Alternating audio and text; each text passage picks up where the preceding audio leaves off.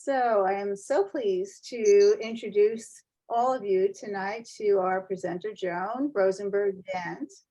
Joan is a full-time ceramic artist who lives in Santa Barbara, California, and works primarily in porcelain and mixed media.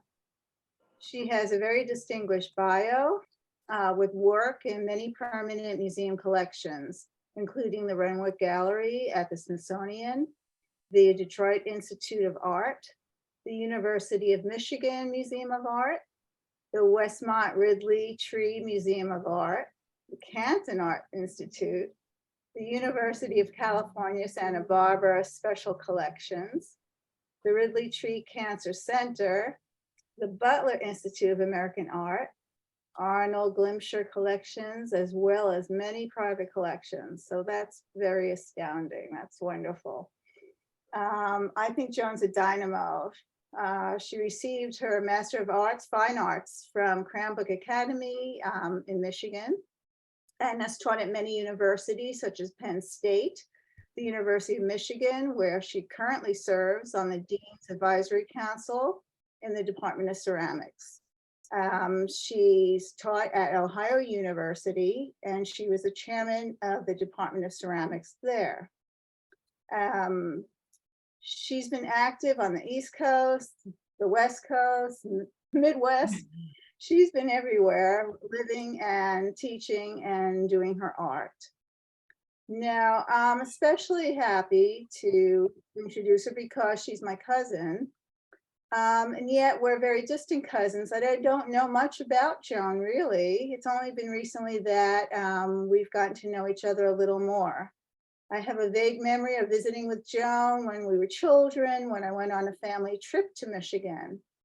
And we're distant cousins because she grew up in Michigan and I grew up in New York. And our moms are first cousins. So even though we've met once or twice as kids, I always was hearing such distinguished things coming from her, such as going to Cranbrook for art and having work at the Smithsonian Institute. So that was very important to me before I even really knew how distinguished those things are. So to be fair, I've also heard a lot about my other talented and successful cousins, some of whom are here tonight from the Michigan contingent, and someone is even here from Tasmania, her sister. So that's really thrilling that we could do this on Zoom and that we can all get together and learn more about each other. And I'm learning about my cousin, and I have just really a wonderful, full feeling to share Joan with you tonight. So without any further ado, let's hear more from Joan Rosenberg Dent. Lauren, thank you so much for that lovely introduction. So I call this presentation Naked Porcelain. And why do I call it Naked Porcelain? I think you're going to find out during the talk why I call it Naked Porcelain. The format I would like to use today would be to show you briefly what my little studio looks like and go through the process of making, of showing you how I do what I do. And then we're going to see some images of special pieces that I would like to discuss with you. And during that discussion, please feel free, if you have a question at the moment, let's not wait till the end because people forget what they were going to say, at least I do. So I don't mind being interrupted. I want it to be interactive, and I want everybody to fully understand what I'm talking about. So let's go into the studio and see what it looks like. Hi, I'm Joan, and welcome to my Santa Barbara studio. I just got back from a beach walk and I'm ready to share with you what I do, why I do it, and where I do it. So we're standing outside my studio right now. This is one of my 3 kilns. Come on in and I'll show you around.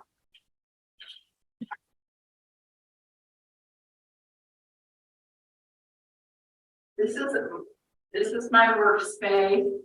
Over here, you can see an extruder. These are some completed pieces. Down over here, you can see a series of dancers inspired by Martha Graham. I have people come into the studio and they put together the grays or the whites or the blacks and they choreograph their own dance piece. It's really fun to have people interact with my work.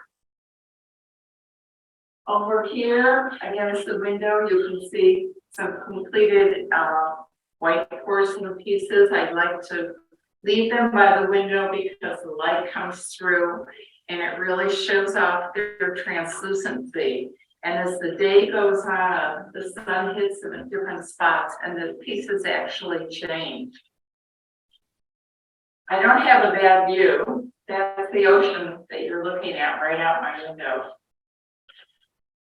You can really see the translucency in this piece, how the light just comes through and shines right through the porcelain.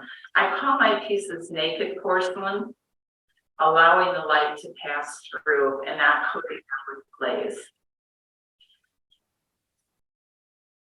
These are my supplies and sink. Glazes for touching, for little touches. Lots of stuff. This table is really not a pedestal. It's my wedging board. It's all plaster, but I have a piece sitting on it because I had so much work. I have no place to put it. This is a completed piece called Flow. And we're going to go into a little space now called my exhibition room.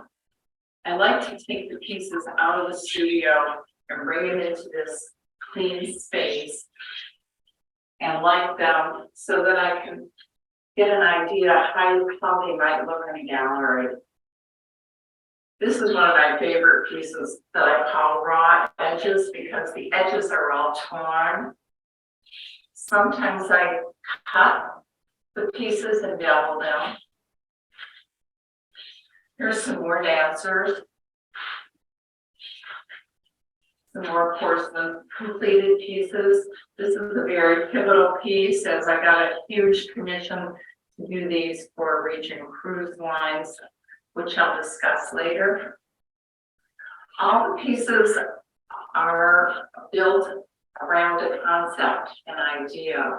And I take that abstract idea and I try to make it into a visual reality. I would like to show you how I make the pieces. So how do I do what I do? Well, the main thing I do is I use a slab roller. I could roll everything by hand, which I did for many years, but this really expedites the process. So this is how it works. There are two knobs here, and these knobs control this roller. And it moves the roller either up or down, and the space between the roller determines the thickness of the piece. Now, I like to work very thin to get translucency in my work. So I have this set pretty narrow between the two rollers. I put my piece of clay. This is some porcelain. I can either put it on this mat, which has zero texture if I want a really flat surface, or if I want a texture, I roll it between canvas and it picks up the texture of the canvas so the pieces become very fabric-like. For today, I'm going to show you how I roll it with very flat surface. So I have my roller set. I always put something underneath and then the clay, and then otherwise the clay would stick either to the slab roller itself or to the tabletop. So I have this all set. I start it off and I start rolling. And you never stop once you start, or you'll indent the clay. So you go all the way to the end. And you feel it, all of a sudden it gets very easy to roll. And let's take a look. Here's my little porcelain slab. And I will transfer it to a piece of sheetrock. All I do is flip it over.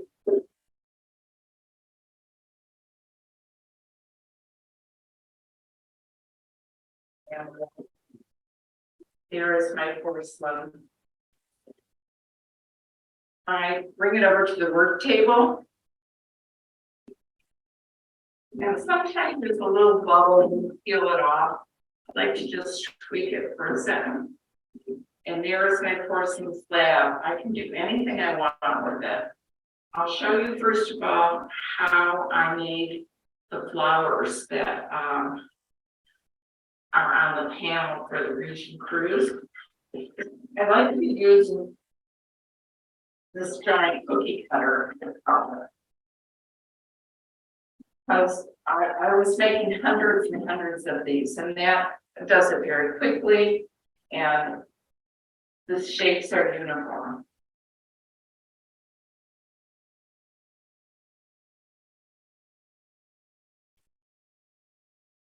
With the excess clay. And how this is formed, I just really put it in my hands. And the way I bend the clay and form a little stem. And voila, my flower is formed. Sometimes I tweak it a little, sometimes not. Another way of forming pieces is with a torn edge. So I like to use a straight edge and just tear the clay against it.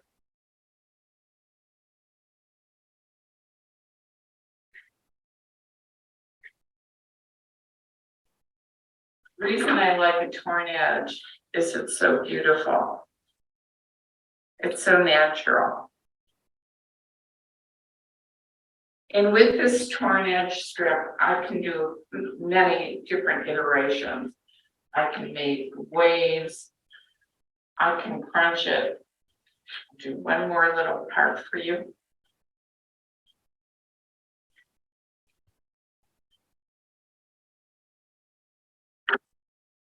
Sometimes I just like to fold it over and just naturally crunch it. And maybe do multiples. I might want to do 50 of them. And the way they work together is what makes the beauty of the form. The last thing I would like to show you is I have lots of props that I can use. This is just a little circle, cut out circle.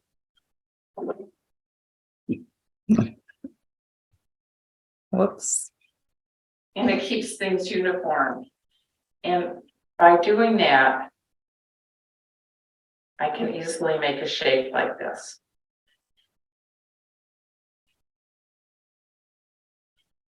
I'll do it one more time. Pretty simple. But when you put the shapes together and they interact, this is the same size diameter. The porcelain shrinks so much. So these are fired already. Look at the difference. So those are a few of the basic shapes that you will see in the pieces that I'm about to show you. Thank you. Out of those slabs, I can create bowl shapes. I can do almost anything I want. I use slabs about 90% of the time when I'm forming pieces.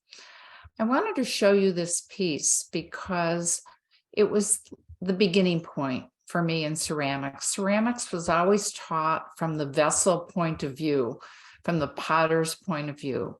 So you learn how to make pinch pots and coil pots, but I didn't want to make pots. I wanted to make sculpture. I didn't want people storing apples in my pieces. That wasn't what interested me.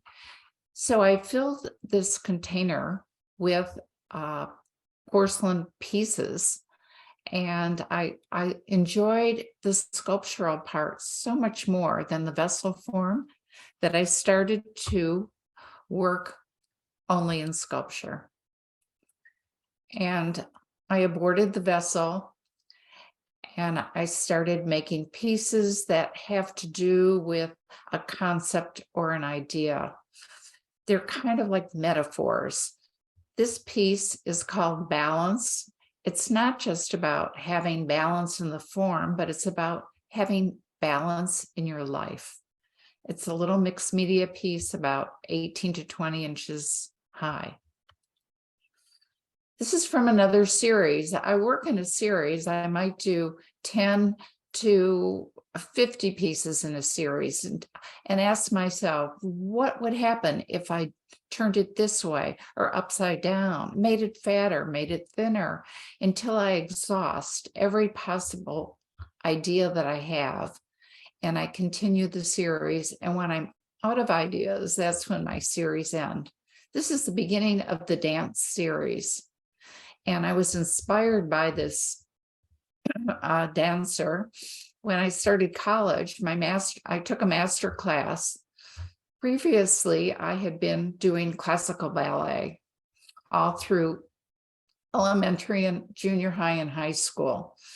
And I was stuffed in toe shoes.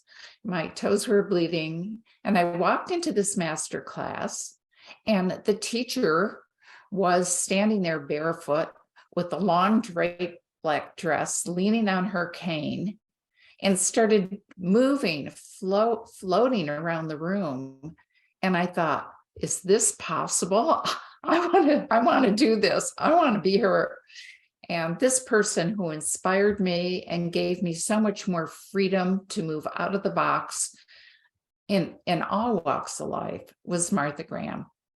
Sometimes I like to put opposites together.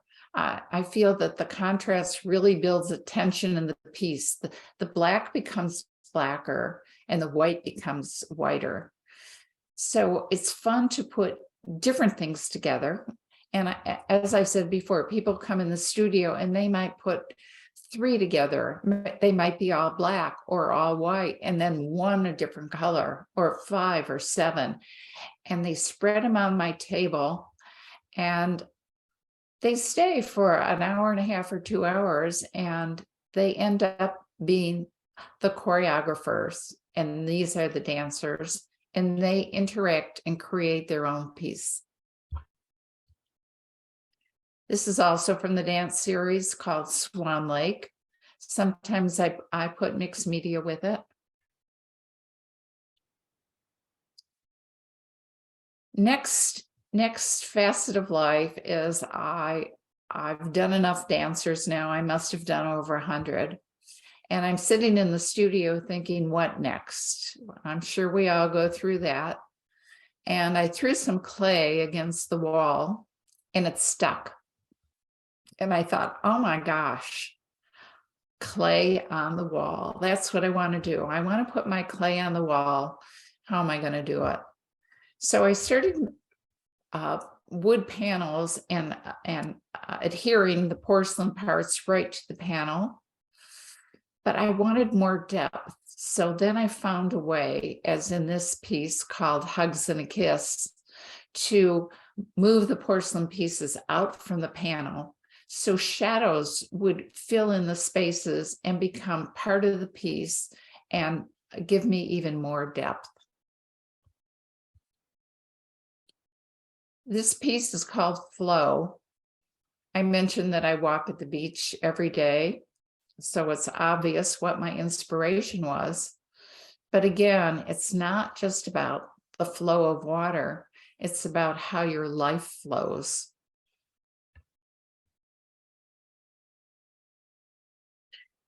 Some of my inspirations come from, well, I mentioned they come from dance.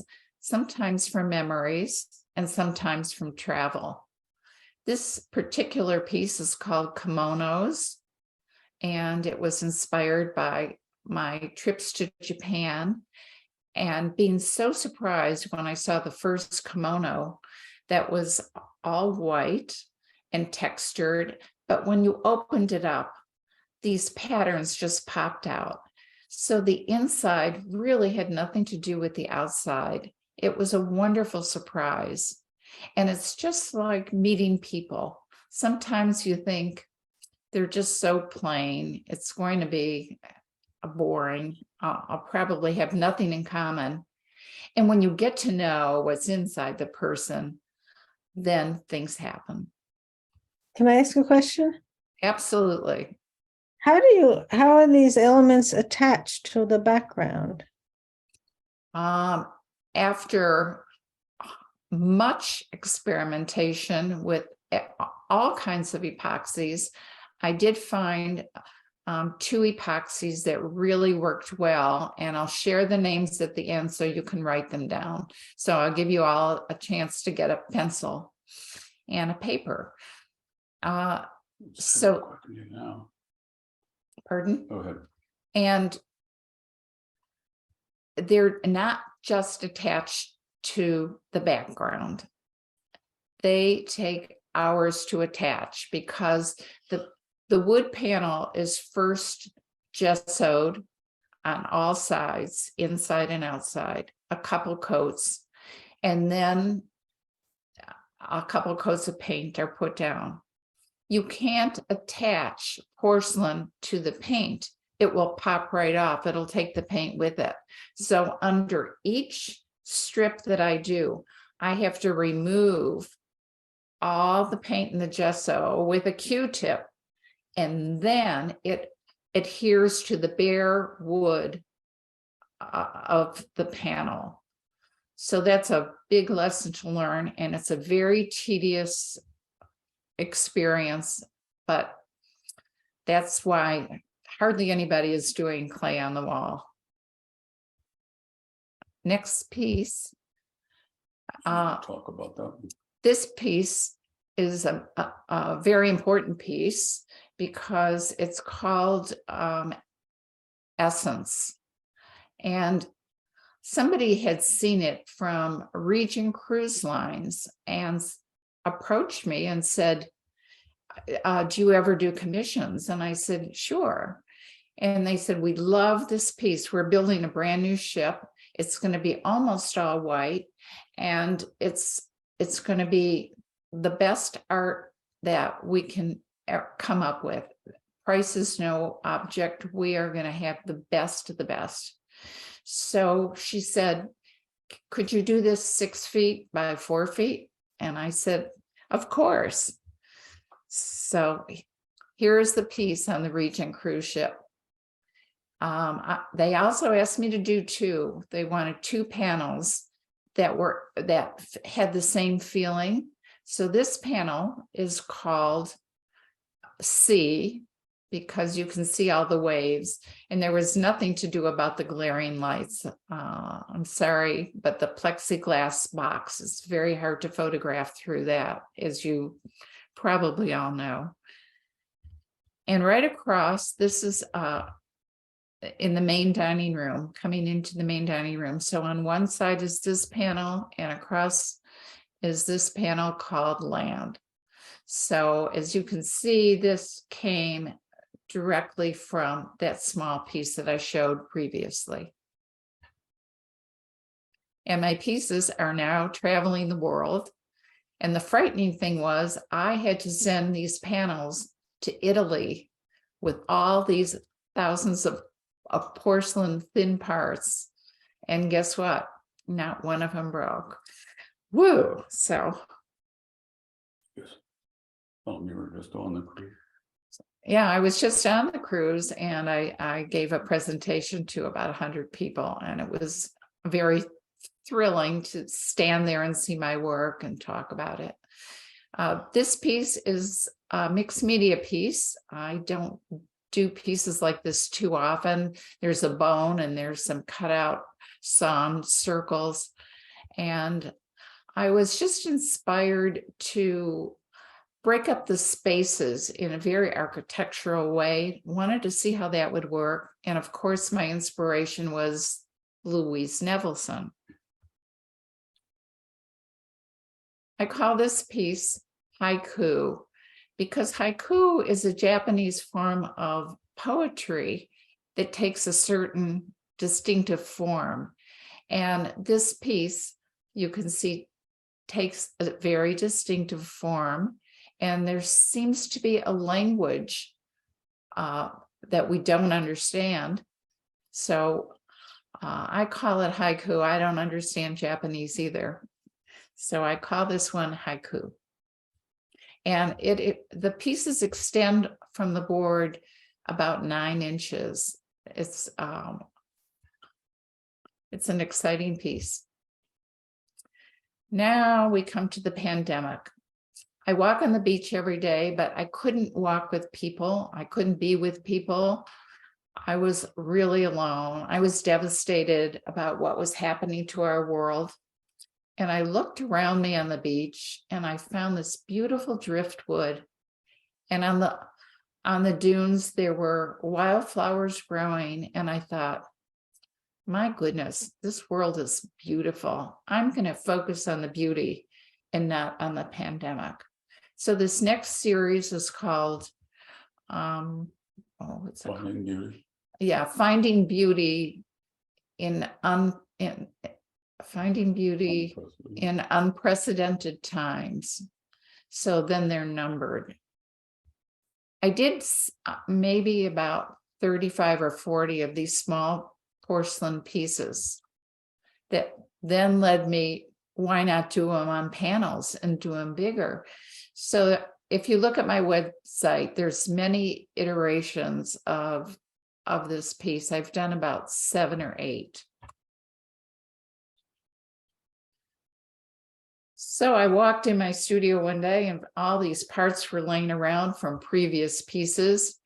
And I started to collect them and I thought, you know, this really defines my studio. So I strung them up and I call this piece my studio. This brings us to the present time. I'm working on a series I call The Shape of Time.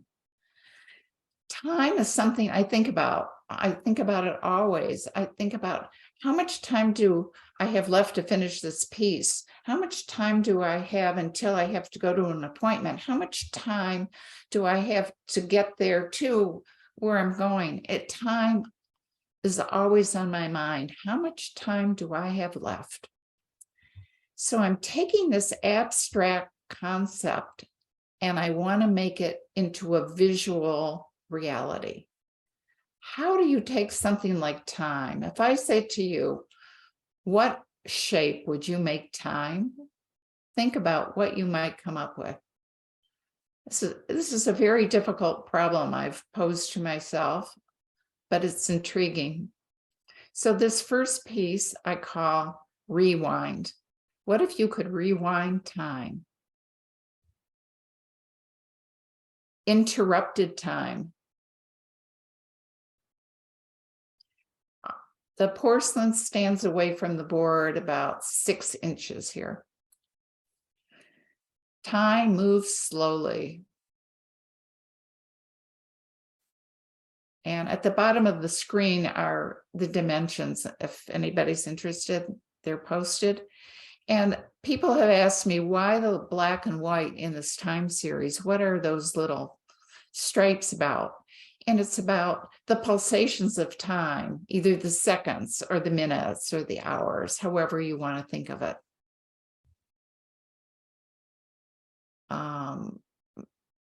Time shaped by memories. This is layers of time. So some of the pieces you'll see polka dots and stripes, and they're a little bit different from the other ones because those are pivotal times in my life, like childbirth. The center is my wedding, and they stand out very sharply in my memory. of the layers of time. This is called containing, just let me look at this one. I always forget the name of this. Oh, collected memories, collected memories. This is a 2-part piece. And sometimes the memories are very clear and very graphic and pointed, and definitely you see the shapes of those memories. And sometimes they're much softer and more vague and rounded. This piece is called Springtime, and now you see a little color. It was, if I need color, I'll put color in. If I don't need color, why make it pink or yellow or blue? But because of the flowers, I wanted to emphasize it. And I used watercolor paint. So I did not use glaze because the glaze couldn't give me this soft effect of the softness of springtime. This is one of my most important pieces. This piece is called Template for Humanity. I was in a doctor's office and I was inspired. I was reading the magazine, waiting for my turn, and I was inspired by this advertisement of men's shirt collars hanging from hooks on a factory wall. And I thought, I love these shapes. I want to make these shapes. So I had permission and I ripped the page out and brought it to the studio and started creating the shapes. But I didn't really want to make men's shirt collars that said 32 round and 42 whatever. I wanted it to deal with humanity, have more meaning than shirt collars. I like the idea that they are men's shirt collars. It deals with humanity. But I wrote different words. I wrote words to live by. So I call this these are patterns, as you know. So I call this Template for Humanity. And I handmade each hook, and each hook opens up, and you can rearrange. All the words are different, and you can rearrange whoever owns it, whatever you want in the front. I like my pieces to be interactive. This piece is on 2 4-foot panels, and the panels can be hung as 1 8-foot piece, as you saw in the last slide, or they could be stacked, the 2 4-foot panels, or they could be staggered. So there are many ways that this piece could work. And I'm really hoping that it ends up in a place where a lot of people can see it, in some kind of public space. A museum would be good. So I have my fingers crossed on this one. And this piece is called Choreography in White. And the reason I left it for the last piece is I think it was such an epiphany for me to realize that as a dancer, I'm dealing with the very same concepts as I am as a sculptor. I'm dealing with form. I'm dealing with the relationship of the parts, and I'm dealing with the space between. So now I am a choreographer, and these are my dancers. This is a studio shot later on in the afternoon, and I'm sharing this because I wanted you to see how the light comes through the porcelain, and it changes as the sun moves around. So now it's more in the west. I'm due south, so it starts in the east. And the pieces just change all day long. That's why I call my pieces naked porcelain. So I achieve translucency, so I don't coat them with glazes. And this is the special effect that I get. I'm using a porcelain that is a bone china that comes from New Zealand. It's a very difficult product to work with because it goes from Philadelphia cream cheese to crunch in about a few minutes. I have to work quickly. And as it dries, as the pieces are curved, it pulls itself apart. It doesn't have much plasticity. So if anyone out there is a ceramic person, you probably won't want to use this. I think for like every 5 pieces I make, I lose at least 2 or 3. So why do I do what I do? You know where I do it. And why I do it is because I just love doing it. There's nothing I would more like to do than be in my studio, have the jazz music going, and create. So thank you so much for listening. Thank you for clapping. I see your applause, but you're on mute, so I can't hear you. If you would like to write down or take a shot of my website, it's www.jrdstudio.artspan.com. There's so much more information on my website than I can possibly give you in 1 hour. And the epoxy that I'm using, it's a 2-part epoxy. It comes in black or white, and the white it's a white epoxy and a gray, but it turns out white when you mix them together. It holds like 5,000 pounds per square inch, and nothing will fall off. So that's the go-to epoxy. If you're doing really small pieces, you can use something called Rapid Fuse. It comes in a little bottle. You don't mix anything, simple to use. You can use it for all your craft projects because it will adhere anything to anything. It's wonderful. You can get it at the hardware store, and it's called Rapid Fuse. It's a tiny bottle, and it's wonderful. Is that better than A6000? Oh, much, much, much. It's stronger? Oh, you can't even compare it. That A6000 didn't work for me at all.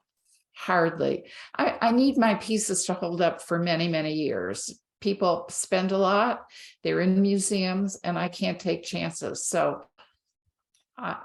use something better than that. You don't want anybody coming back and saying, my piece fell apart, you know? So I'm open now for questions. It can be about my work or inspirations or motivations. I'm all yours. I have a question, Joan. How do I have a bunch of questions actually, but I'll just ask one of them right now. How do you color your black porcelain? Those are glazed, and I use I spray them. I have a compressor and and a glaze brush. Okay, But very, very thin coat. I'm not dunking them in a bucket of glaze and glazing them, really juicy, just to color the black. But black is not translucent. The light won't go through the black, but it will go through. If I use a shiny glaze, a clear on the porcelain, the light will still penetrate. mm-hmm.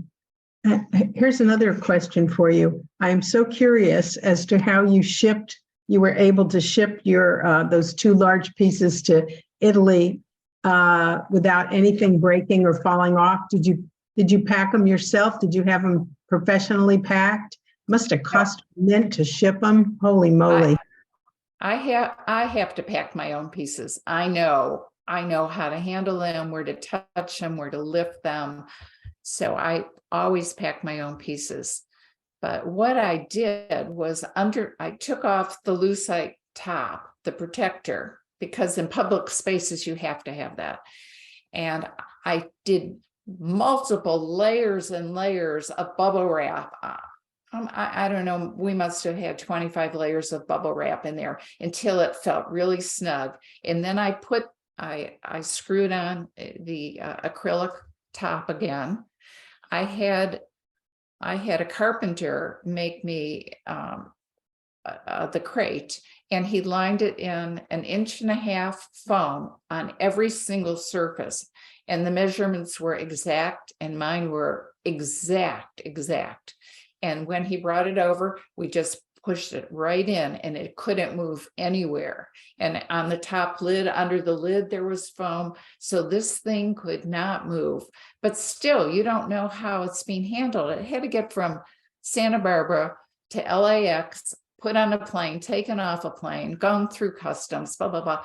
And you don't know who's handling it. But Regent Ship provided an art shipper.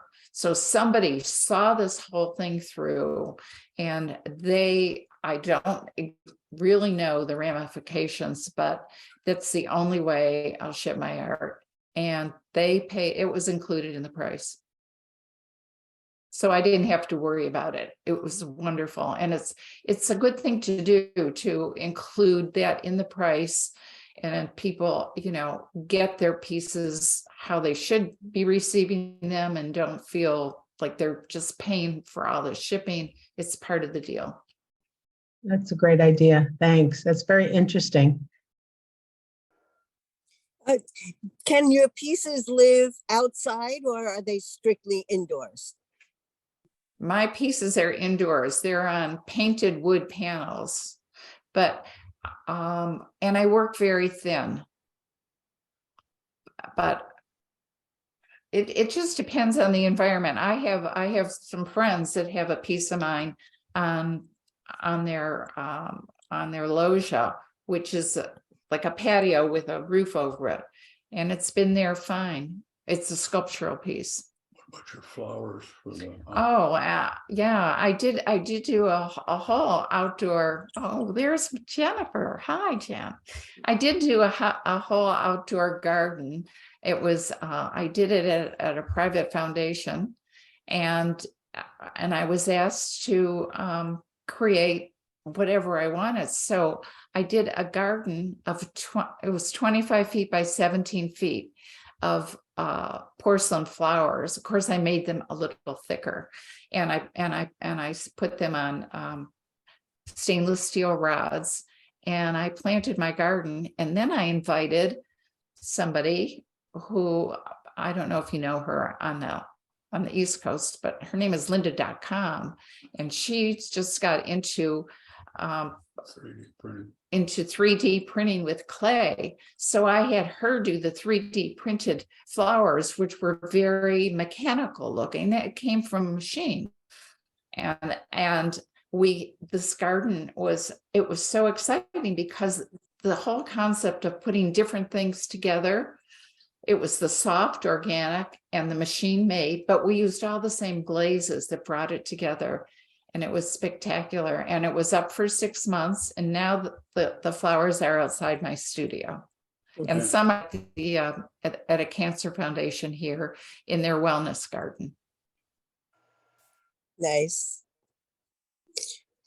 What percentage of your work is commission, and do you have time to play and think about your next series? I play all the time. And I'm delighted to get a commission, because then I can make this wonderful big piece. I love to work large, but I have no place to put it. So then I can do the piece and take it out the door. And it's a wonderful experience. And I get commissions every now and then. It's not a big percentage. It just happens when it happens. I don't know the magic of getting commissions. I wish I did, but I love doing them, because I love to work large, and I really can't hang them. And then I couldn't work anymore if it was sitting on my table. So. Hello, everybody in Tasmania. And thank God it's a sunny day today. Sure. That's unbelievable. Okay. You were talking about those two compounds that stick things, and I'm looking for things that stick things. Rapid fuse, does that have a color, or is that clear? Clear. It's clear, and it fuses together in 30 seconds. So you don't have to hold it very long, which is wonderful. because the other one, it's PC11, by the way, the really heavy duty epoxy, PC11 with the 2 parts. But that's But, white. but that takes longer to cure. It's not hours, it's a quick cure, but it's not 30 seconds. So when I was doing the big panels for the ship, I had to hold the pieces and count and wait until I could go to the next ones and then draw a little circle on where I had to remove the paint, take the flower off. And I don't know how the pieces are going to fit together. It's just a puzzle. I had all those flowers everywhere. And when I started doing it, I had to see what would interact, what would work together. So the puzzle part is a lot of fun for me. And it's also very, very frustrating when you get to the end and you only have so many pieces and they're not really fitting. So it's a game I play. Yeah, it was wonderful to see your very busy life presented this way, because day by day you can't keep up with it. No, I can't. Thank you. Not you. Other questions? Do you work very small? It's like jewelry size? Do you do any jewelry type pieces? You know, Jude, I really wanted to do that because I thought, oh, this will be so easy, you know, so much fun. And I started doing it and they were great. And I thought, why am I wasting my time? I really want to do pieces that are very meaningful. And, you know, jewelry, it was too easy. It wasn't challenging.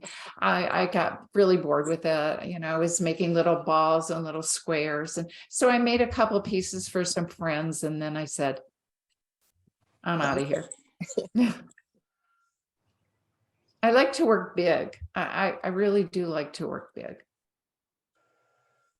Anybody else? Joan, I'm wondering, I don't think this is the case, but do you ever run dry and have no ideas and then twiddling your fingers and don't know what to do next?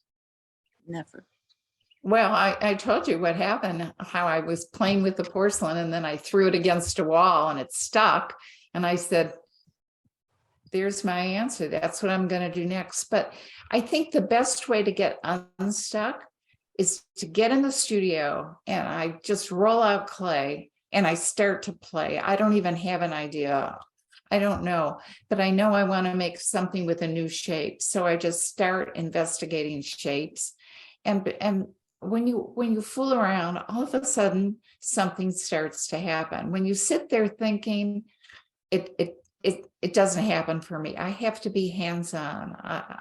And people have said to me, have you tried painting? What is it about clay that fascinates you? And it's the touching and the getting into the material up to my elbows and getting full of clay and feeling it and the textures and the way it's dimensional and I can turn it and play with it and see it. I can't do all that with a painting. They're just not as much fun for me. Are you firing cone 10 or 6? Cone six. I used to have, when I was teaching at Ohio University, I built a gas kiln outside my house and I could fire cone 10 and it was so big, 6 people could go in there and eat lunch. And it was ridiculous. And I really didn't need a gas firing because I wasn't doing magical things with glazes. So once I moved into the city, I couldn't have a gas kiln here. I'm in the city. So I had to have electric kilns. But you know what? At this point in my life, I really enjoy the beauty and the simplicity and the ease of having an electric kiln and having my studio right here. I've had studios far that I've had to drive to and, you know, and fire a kiln and go back in the pitch dark in a bad neighborhood and check. And it just wasn't fun. This is so wonderful. I can walk out in my pajamas and make sure the kiln is off. It's just, it's for me, it works really well. And I have a lot of collectors come. It's separate from my house. It has its own entrance. So it's butted against the house, but it's separate, its own entrance and everything. So collectors come, they don't have to come into the house. That's my private life, but this is my art life. So, and I like to keep it that way. Any other questions? It's just an observation.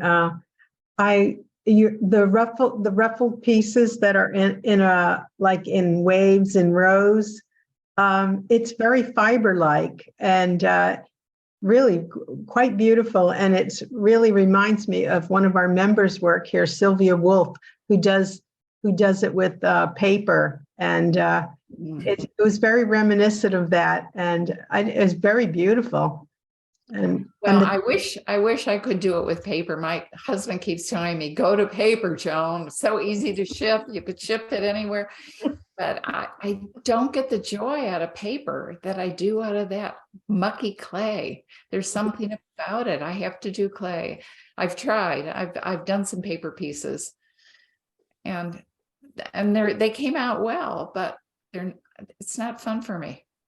I was a potter for 30 years. I did clay for 30 years and now I'm doing paper, and I love both. Oh, Yeah, they're both very sexy for sure. well, I started doing handmade paper a long time ago when I was teaching at Penn State. In fact, I donated all the molds and decals that I made to Penn State. But what I loved about paper is I would use it as clay and put it in and make molds out of clay and make sculptural pieces from it. And I really did enjoy that. But I like part about clay is that it has longevity, like forever. Once it's fired, if it's not broken, it can last forever. So I think the immortality of clay has sucked me in. I get it. Anybody else? When did you start doing clay? Oh, all my life, right?